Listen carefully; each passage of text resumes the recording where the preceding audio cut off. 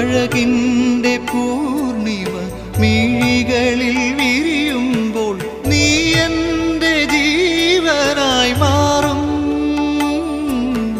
അനുഭൂതി പൂക്കും നിൻ മിഴി